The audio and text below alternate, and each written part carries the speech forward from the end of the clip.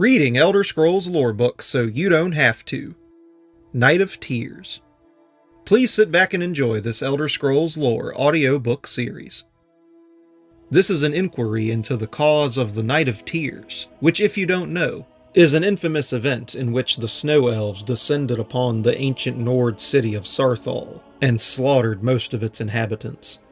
This was an extremely significant event because one of the survivors was Ysgramor, who fled to Atmora, where he would gather the 500 companions and come back to Skyrim and drive the Snow Elves from the province. Sarthal holds a prominent place in Skyrim history, even if most do not remember it by name.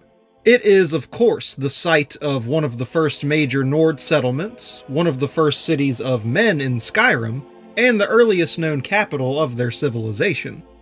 It was also the site of terrible bloodshed, when the elves attempted to drive the Nords out of Skyrim, to succeed only in incurring their wrath in the form of Ysgramor and his fabled 500 companions, who swept the elves from Skyrim and firmly established it as the home of the Nords. All this is known, but little else. What happened on that Night of Tears when Sarthal was razed to the ground? What provoked the elves to such a deliberate, vicious attack? And what prompted such a severe response from the Nords? Vingalmo's treatise on the Altmer antecedent suggests that the elves of the Merethic era, along with their counterparts, the early Dwemer, possessed a degree of sophistication unparalleled in Tamriel. They displayed power beyond what could be expected of the time.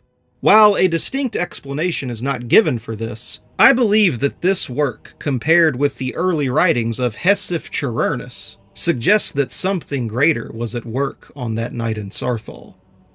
The true motives behind the Night of Tears have been obscured to us by the passage of time, but I believe this was not a simple war of territory or of control of Skyrim. I believe that what happened was a significant event based around something very particular.